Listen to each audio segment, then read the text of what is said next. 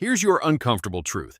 The 2026 Six Nations being called the best tournament ever is rugby's biggest lie. Sure, Scotland scoring 50 against France was incredible. Italy beating England for the first time in 35 years? Historic. But while we're all celebrating these fairy tale moments, the sport is literally cannibalizing itself. Wayne Barnes getting death threats, parents pulling kids out because of brain trauma fears, 250 clubs rebelling against the RFU. This isn't success. It's a house of cards collapsing in real time. Welcome to Rugby Rundown. I'm Gavlar, and that passionate opening came from my co-host Adrian. Today we're diving deep into rugby's greatest paradox. How can the sport be experiencing its most entertaining elite period while simultaneously witnessing its foundation crumble? Adrian's opened with his typical fire, but let's examine whether there's substance behind the spectacle. This is a complex story that deserves nuanced analysis. Nuanced? Gav, come on. There's nothing nuanced about Sonia McLaughlin crying in her car after doing her job interviewing Owen Farrell. Nothing nuanced about 93% of parents now terrified of concussions. The digital mob that celebrates Finn Russell's brilliance one week is the same mob sending death threats to referees the next. But Adrian, you're conflating separate issues. Let's start with the tournament quality. The 2026 Six Nations has delivered unprecedented entertainment value. Scotland's 50-40 win over France featured 13 tries, tactical brilliance from Russell, and completely shattered the power rankings. Italy's victory over England after 33 failed attempts is genuinely historic sporting achievement. Right? And what happened next? Antoine Dupont gets a 4.5 player rating, the worst of his career according to analysts. And suddenly he's finished. Steve Borthwick orchestrates a 12-match winning streak, loses one game to Italy, and fans are demanding his head on a spike. This isn't passionate support, Gav. It's mob rule with a rugby ball. Fair point about the reactivity, but consider the digital media ecosystem driving engagement. BBC Rugby Union Weekly went daily for this tournament. Platforms like The Good, The Bad, and The Rugby are creating tight-knit communities with hundreds of thousands of followers. This content boom is democratizing rugby analysis and bringing new audiences to the sport. Democratizing abuse, you mean? The same algorithms that reward hot takes and extreme opinions are the ones normalizing toxicity.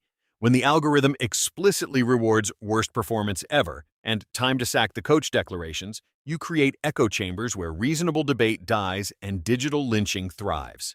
I'll grant you that toxicity is concerning, but let's examine the broader participation data. World Rugby's partnership with Signify Group is using AI to combat online abuse. Rugby Australia has rolled out Social Protect technology across all levels. There are systematic solutions being implemented here. Tech band-aids on cultural cancer, Gav. You're treating symptoms, not causes. What about the whole game union rebellion? 250 clubs literally revolting against the RFU because they feel abandoned. Clubs that used to field 8 senior sides can barely manage one team now. Essex clubs are dying while Twickenham executives publish expensive corporate reports. The grassroots disconnect is genuine, I'll acknowledge that. But look at the women's game as a counterexample. 38% surge in participation. Over 500 clubs now offering women's rugby. Investment tripled since 2021. Over 1,400 newly qualified female coaches. When properly resourced and culturally supported, rugby can grow sustainably. Exactly. And why is women's rugby thriving? Because it hasn't been poisoned by decades of toxic masculinity and playing through pain culture. Women's rugby is building from scratch with modern values: inclusivity, mental health awareness, respect. The men's game is trying to retrofit Victorian attitudes for the digital age, and it's failing spectacularly. Let's focus on the England situation specifically, because it perfectly illustrates this paradox. Steve Borthwick goes from tactical genius after 12 straight wins to public enemy number 1 overnight. The reaction to the Italy loss has been genuinely disproportionate, but were there legitimate tactical concerns? Of course, there were tactical issues. Ben Youngs called it 100% game plan. Austin Healey and Ugo Monye highlighted the lack of pace and trust. But look at the context everyone ignored. 11 players exhausted from the Lions tour, injury crisis with Curry, Mitchell, Lawrence all out, inexperienced bench weakening the final quarters. Nuanced analysis got buried under Borthwick out trending hashtags. That's a fair assessment of the context being lost, but what concerns me more is this spillover effect you mentioned. How is this elite-level toxicity actually affecting grassroots rugby? Are we seeing concrete evidence of that cultural degradation filtering down to community level? Absolutely, Gav. 56% of youth coaches report verbal harassment from parents, their own athletes' parents. 10% quit coaching specifically because of toxic sideline behavior. The touchline trolls are real. Parents spending over 3 hours daily on sports activities, 1 in 6 expecting their kid to go pro, creating pressure cooker environments that mirror online toxicity. Those statistics are genuinely alarming. Combined with the concussion fears, 93% of parents expressing deep concerns, yet 65% still believing headgear prevents brain injuries. We're looking at a knowledge crisis alongside a cultural crisis. Parents are caught in impossible cognitive dissonance. Exactly. Parents are desperately trying to justify letting their kids play a collision sport while being bombarded with CTE research. They minimize rugby risks, elevate character-building benefits, engage in mental gymnastics to reconcile elite entertainment with grassroots trauma. For uninitiated parents, the barriers to entry have never been higher: time, money, brain injury fears, toxic sidelines. So, we're essentially looking at a sport where the elite product has never been more compelling, but the pathway to that elite level is being systematically destroyed by the very culture that celebrates it. That's a profound structural problem that transcends individual tournaments or coaching decisions. Precisely. And here's the kicker. The Six Nations is the goose that lays the golden Gilbert-shaped eggs, bankrolling everything. But that wealth isn't reaching the unpaid volunteers keeping clubhouses open. While Twickenham publishes reassuring corporate reports, actual clubs are disappearing. The pipeline is broken, Gav. Looking ahead then, what needs to change? Because clearly AI moderation and defensive corporate statements aren't sufficient solutions for what is fundamentally a cultural crisis. If rugby is to survive as more than just televised entertainment, what's the pathway forward?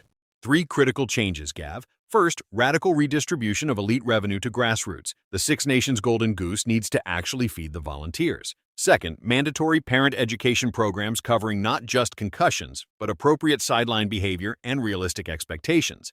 Third, zero tolerance for online abuse with real legal consequences, not just AI deletion tools. I'd add systematic coaching development, following the women's game model, and genuine governance reform addressing the whole game union concerns. But, Adrian, you're essentially arguing for a complete cultural reset of a sport with over a century of established traditions. Is that realistic? It's not just realistic, it's essential.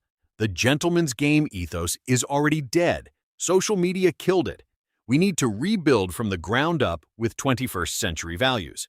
The alternative is a hollow elite product with no soul, watched by aging demographics while kids play football or stay home gaming. But can you realistically separate entertainment value from participation? The elite spectacle drives sponsors, broadcast deals, and ultimately funding.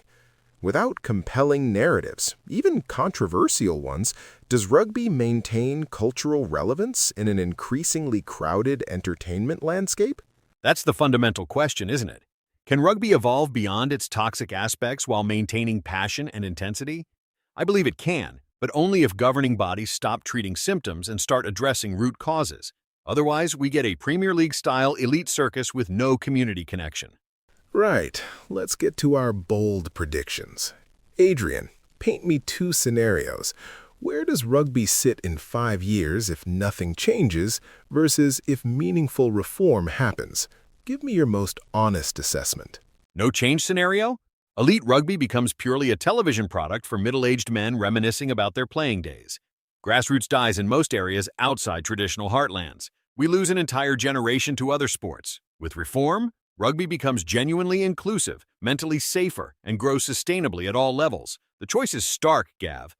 My prediction is more nuanced. The women's game continues thriving and eventually shows the men's game how to modernize. Technology helps manage the worst excesses of abuse, but real cultural change takes a generation. Rugby survives, but looks fundamentally different by 2030. More inclusive, less traditionally masculine, technologically mediated. I hope you're right about women's rugby leading the way, Gav, but honestly, I think we're at a genuine tipping point. The 2026 Six Nations might be remembered as rugby's last hurrah of the old era. Spectacular entertainment built on an utterly unsustainable foundation. Change happens fast when it happens. That's been a fascinating and frankly sobering discussion about rugby's greatest paradox, elite brilliance casting shadows over grassroots crisis.